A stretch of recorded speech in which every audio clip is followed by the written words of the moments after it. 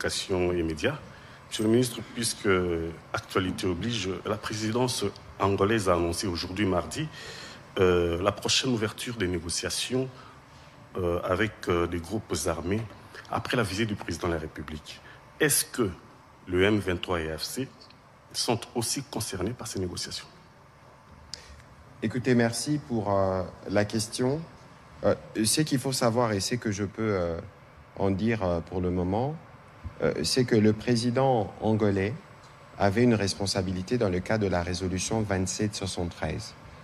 Pour ceux qui n'ont pas lu, je souhaiterais que les gens lisent, parce que c'est lui qui est le médiateur principal dans le cadre du processus de Luanda.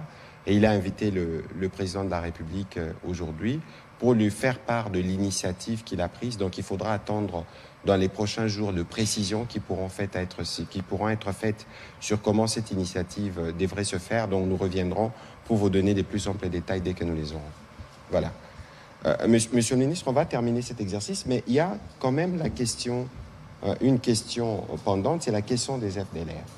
Parce qu'on peut tous se souvenir qu'il y avait ici l'ambassadeur du Rwanda qui est revenu sur le sujet. Je voudrais qu'avec la technique, on puisse les réécouter. Comme ça, on pourra avoir aussi votre réaction sur le sujet, parce que c'est un prétexte qui est récurrent.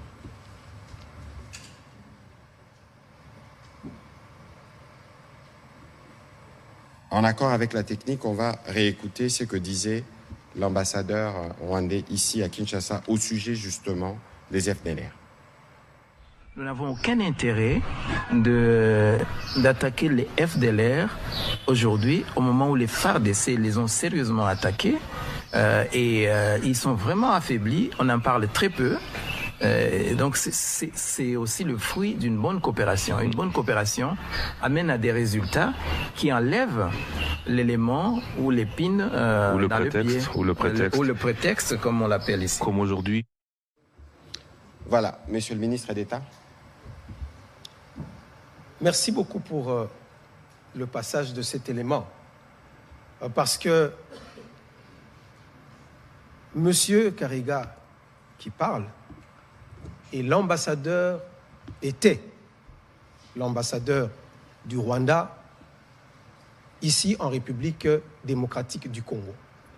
Et ces propos, il les a tenus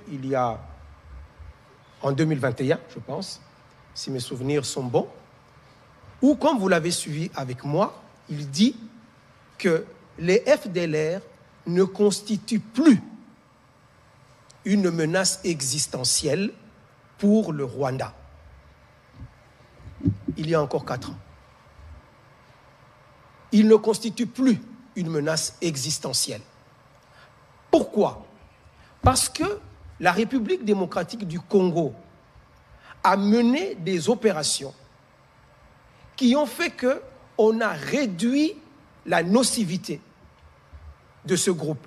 Et aujourd'hui, quand il le disait, il ne constitue plus une menace. Donc, et il insiste sur la coopération qui existait entre les deux pays, qui a conduit à ce résultat. Il a dit c'est bon qu'il y ait une coopération. Et j'aimerais dire clairement qu'il n'y a pas meilleure réponse pour comprendre que le narratif rwandais d'aujourd'hui est un narratif qui est totalement faux. Parce qu'eux-mêmes l'ont dit, et c'est un représentant officiel du Rwanda qui l'a dit. Il n'y a plus de menace existentielle du Rwanda par rapport au FDLR. Donc, ce que nous comprenons, c'est quoi? C'est-à-dire que lorsqu'il y a coopération entre les deux pays, les FDLR n'existent plus, ne sont plus une menace. Mais lorsque les relations deviennent mauvaises, tout d'un coup, ces FDLR deviennent une menace. Que devons-nous comprendre? Quelque part, il y a quelqu'un qui ment. Ou c'est l'ambassadeur qui avait menti, et je ne pense pas que c'est le cas, ou c'est le discours actuel, ou qui est mensonger. Absolument. Donc, en réalité, chers compatriotes, il s'agit là d'un mensonge d'État. Les FDLR, comme vient de le dire, effectivement, dans une période non suspecte, le Rwanda a déclaré que les FDLR n'étaient plus une menace pour le Rwanda. Et d'ailleurs, dans le cadre justement du processus de Luanda, la République démocratique du Congo s'est offerte en disant, mais si réellement le problème est là, nous pouvons mutualiser, nous pouvons essayer de régler ce problème. Non pas en mutualisant parce qu'aujourd'hui nous n'avons plus confiance en eux, mais la RDC s'engage à pouvoir régler ou à neutraliser ces forces résiduelles, pour utiliser l'expression qu'eux-mêmes ont utilisée. Nous avons pris cet engagement à Luanda, et puisque nous l'avions réussi dans le passé et qu'eux-mêmes l'ont reconnu, nous pouvons encore le faire aujourd'hui pour le petit résidu qui reste.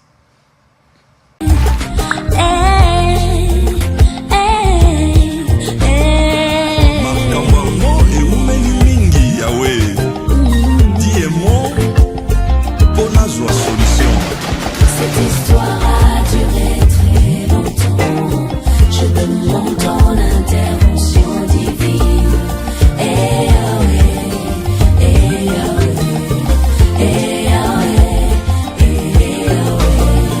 Dis un mot, dis un mot, dis un mot. On va l'habiter. Jusqu'à quand les verras-tu?